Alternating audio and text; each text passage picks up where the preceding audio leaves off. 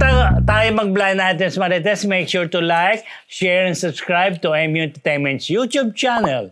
At kung blind items hanap mo, pwes talasan ng isipan at pagganahan pagiging Marites na nandito na ang segment na inyong kinahumalingan at pilit na hinuhula ng Daho!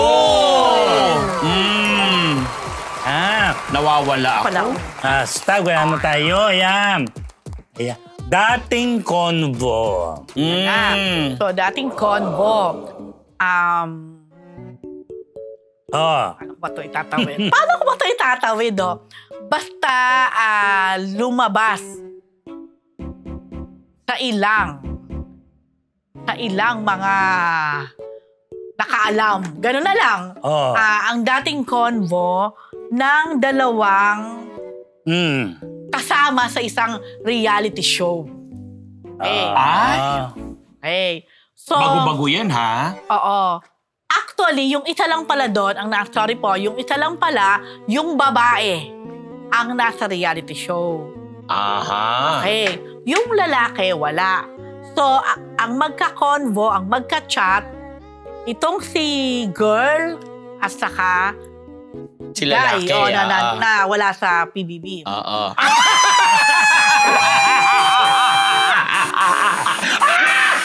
Yan ang galing-galing na yan, no?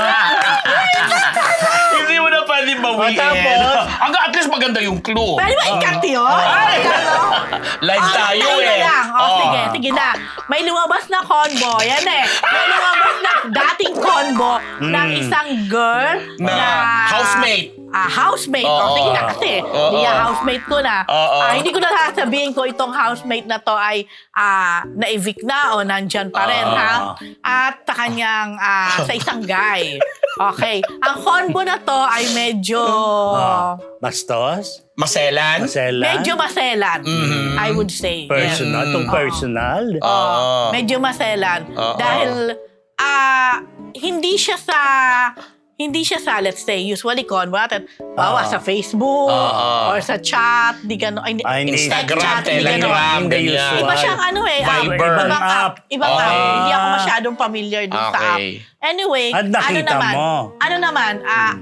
Na-screenshot. Legit naman. Hindi siya mukhang ginawa or something. Na-screenshot mo So, agad? yun, medyo kung lalabas talaga to at Talagang medyo mukhang Talagang, Malalagay sa alanganin sino? Siyempre, yung housemate. Ano Hindi naman malalagay sa alanganin. Kung hindi, medyo mako-compromise. parang may kailangan siyang i-explain. Parang Siyempre. ganyan. Kung i-explain man niya. Kasi nagchichismis siya ng mga ganap? Personal? Hindi, in fairness, hindi naman. Pero it's about her and The boy. the guy. Oh, yun natahimik na. yung boy, Me di ba? and my small mouth. Pero ano talaga. Between the housemate na girl at saka yung hindi housemate na guy. Yes. Oh. Yun na lang. Abangan nyo na lang kung may alaba. Kasi sa amin nga, nakarating eh. Pag pumutok yan, yun na. Yun na. Bahala na. Pero kahit ako nagulat, sabi ko, grabe naman ito eh. So hindi na po yun bibigyan ng clue ni Di na, yun PhD na kung nga, kapuso man yan o kapamilya. At saka Yung di ko housemate na sabihin yan. kung na-evict na ba or nandun pa rin. So, yan na. Grabe. Pero malamang evicted na yan kasi nakapag-convo na eh. Dati eh. Dati. Oo. So, meaning, Hindi pa siya wala pa sila pumapasok. sa PBB. Okay. Yeah. So, of course, hello Ate Tabebot, na Colorete. So, punta lang kayo dyan sa may Scout Torillo Corner, Timo. So, Tita Bebot, hindi pa ako nakakadaan dyan. Baka next week, okay? Then, of course, Irene, mukha magkikita tayo sa Sunday. Mukha. Yan. Sino pa ba? Kay Ninang Nene, Ninong Jean, safe travels going to US. Hello, Ninong Boyet. Hello, Ate Maribel. Thank you for watching. Kay Ate Janet, enjoy your weekend. Mars Ching, yan. Sa aking uniko, iho, Gio, wag masyadong karirin, ha? Ang alin? May kinakarir yan. Okay. May kinakarir doon sa Bataan. Anyway, yon. Mommy loves you. Yan. At gusto ko palang condolences sa pagpanaw ng aming ninong sa kasal. In a way, yung asawa ng aming ninang sa kasal pumanaw. Condolence po kay Kumare Doc Weng Cortez at sa buong pamilya. Yun po. Next hashtag, Mr. Charge.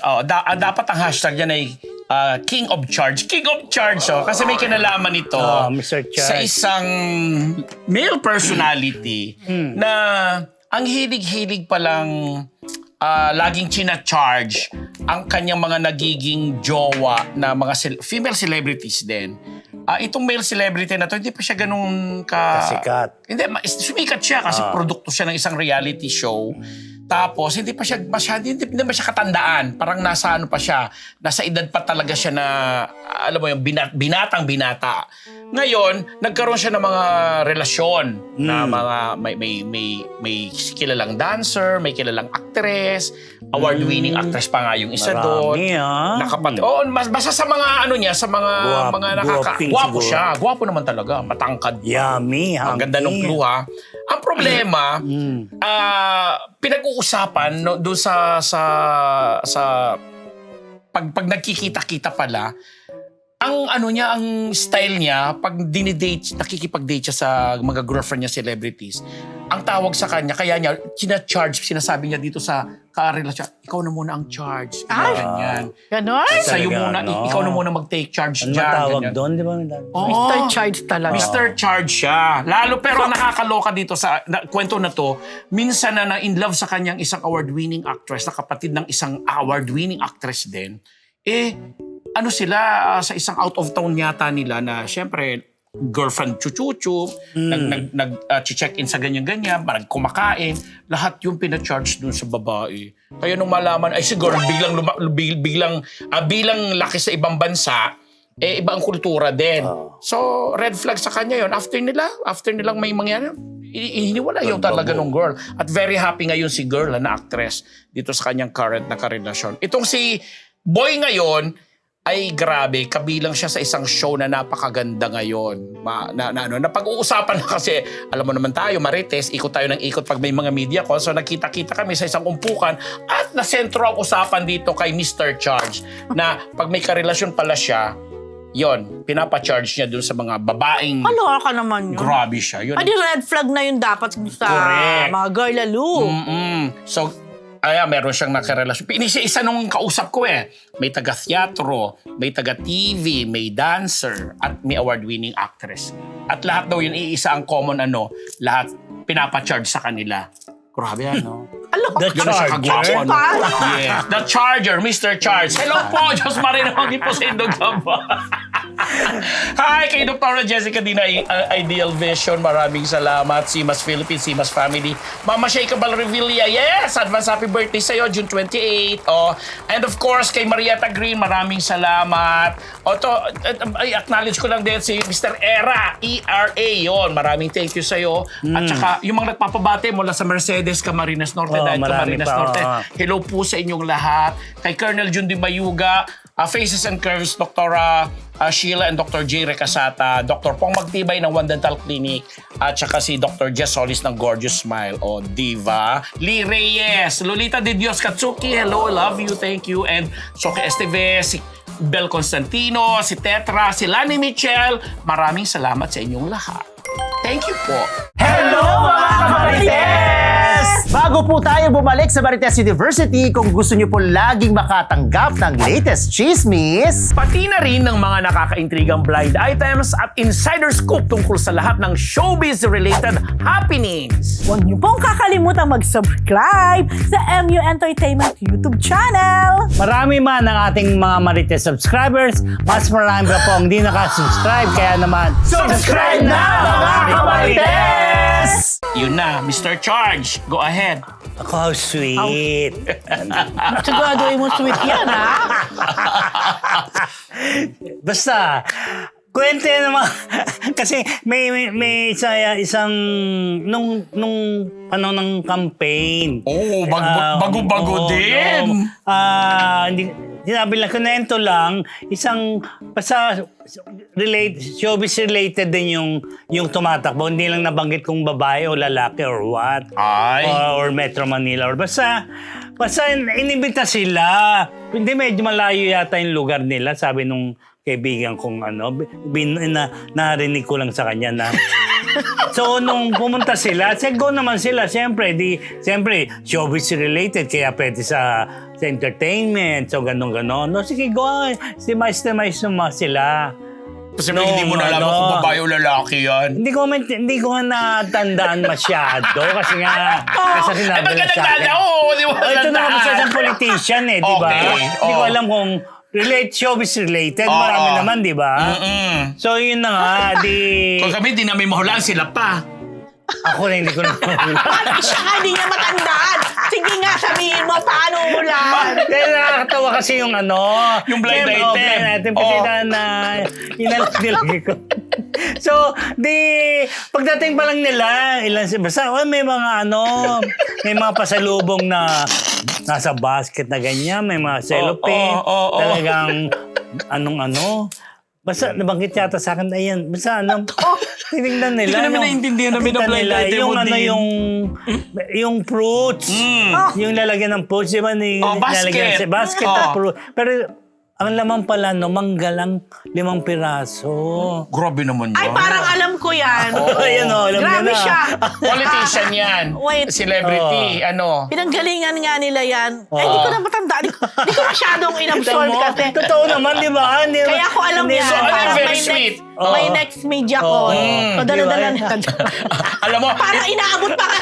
Sabi niya, gusto mo uwi mo na. Ikapa sa akin ng isa. Yun. Di ba? Para sa media kung di nangyari yan. May Yung aking blind item, media kung din Siyempre, nakagilapan na natin lahat ng klase ng blind item, di ba? O, tapos? So, yun, akala nila, may bibigay pang iba. Wala na.